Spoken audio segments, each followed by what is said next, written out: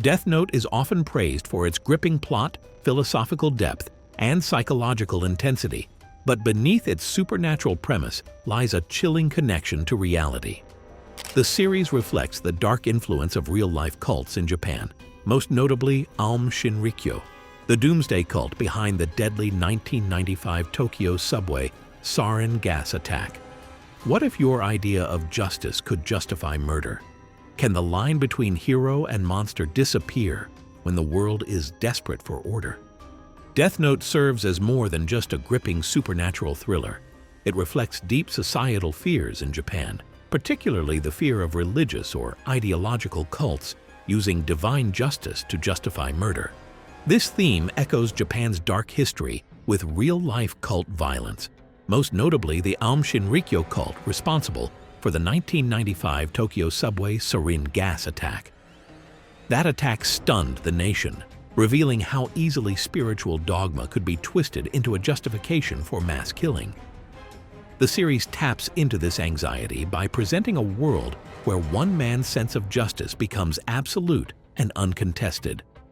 Light Yagami, the protagonist, is initially portrayed as a brilliant and idealistic student, but once he acquires the Death Note, a notebook that allows him to kill anyone just by writing their name, he begins a crusade to eliminate criminals and create a so-called utopia.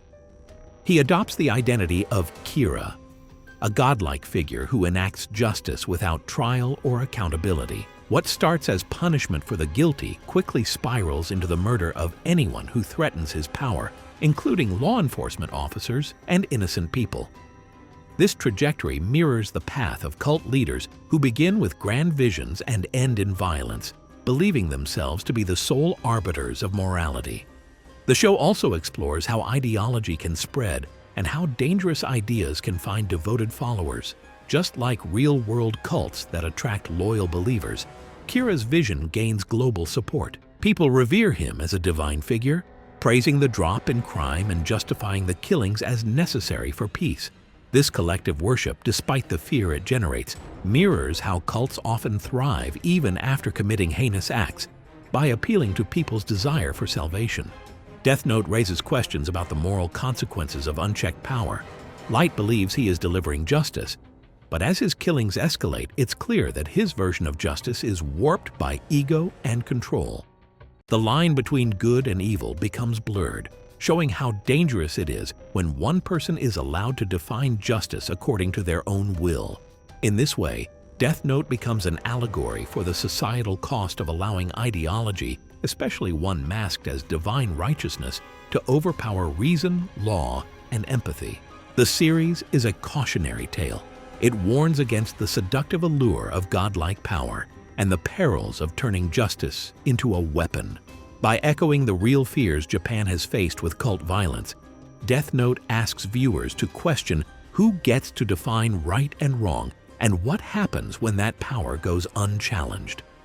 To understand the full psychological depth of Death Note, it's essential to view it through the lens of Japan's real-world fears in the late 20th century, particularly its collective trauma surrounding Aum Shinrikyo and the broader moral panic over occult and ideological violence in the 1990s.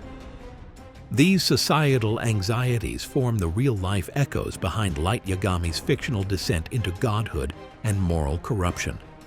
Aum Shinrikyo was founded in 1984 by Shoko Asahara, a self-proclaimed messiah who blended distorted elements of Buddhism, Hinduism, Christianity, and conspiracy theories. Asahara's followers believed the world was heading toward an apocalyptic end, and only they could survive and reshape the future.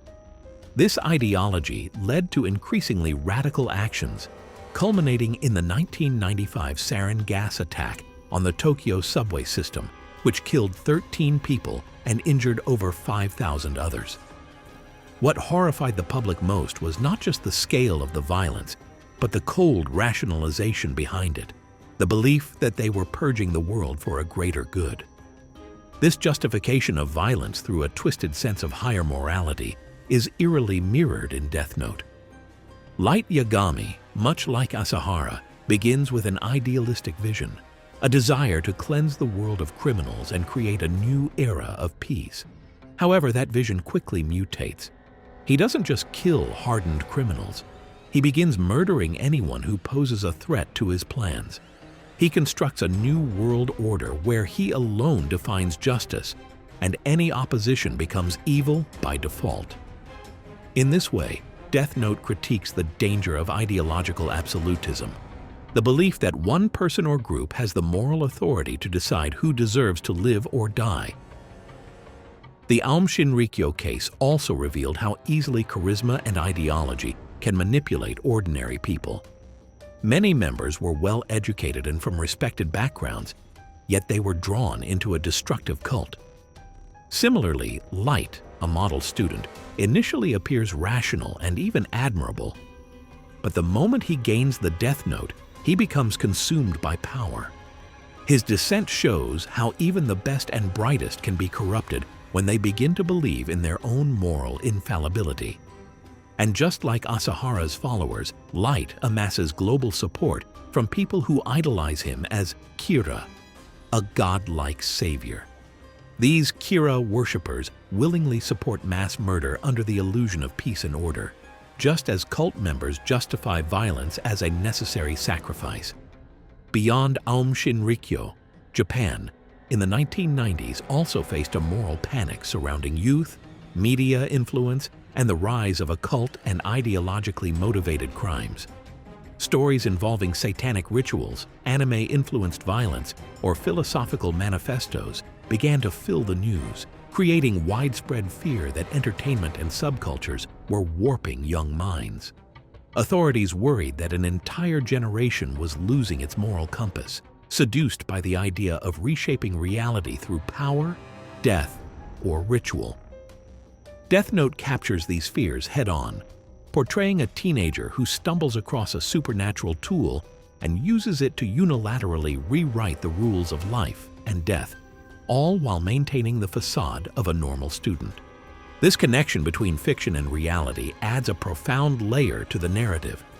Death Note is not just about a killer with a magic notebook. It's about the all-too-real fear of what happens when justice is privatized. When individuals start believing that their personal sense of righteousness is superior to societal law. The show poses unsettling questions. What if someone truly believed they were chosen to cleanse the world? L and Nier are the characters that serve as critical counterweights to Light Yagami's cult-like ideology in Death Note. Let us have a look at how they reflect reason, skepticism, and human law standing against the seduction of divine justice. L and Nier serve as crucial counterbalances to Light Yagami's descent into godlike authoritarianism in Death Note. While Light embodies the seductive danger of absolute power and divine self-righteousness, L represents reason, skepticism, and due process. Unlike the masses who begin to revere Kira as a savior, L refuses to be swayed by ideology or fear. His pursuit of Kira is methodical and grounded in logic, even as public sentiment shifts in favor of Light. Much like those in real-life Japan who challenged the rise of cults like Aum Shinrikyo, despite threats and public confusion, L stands alone against a growing mythos, risking his life for the integrity of human justice. He symbolizes a commitment to truth over popularity and law over charisma. After L's death, Nier emerges as a colder, more clinical version of justice, a reflection of a generation shaped by trauma and trained to see through manipulation. Nier doesn't indulge in Light's moral arguments, he dissects them with pure logic, exposing Kira not as a god, but as a fallible human intoxicated by control. His final confrontation with Light isn't dramatic because it doesn't need to be. He's already dismantled the myth. In doing so, Nier represents the ultimate triumph of reason over ideology, fact over belief.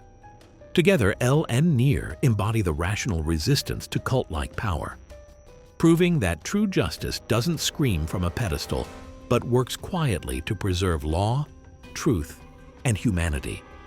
Death Note becomes a reflection of Japan's post-Aum anxieties, a country grappling with the trauma of organized, ideologically justified violence and the frightening ease with which charisma, intelligence, and power can be used to rationalize murder.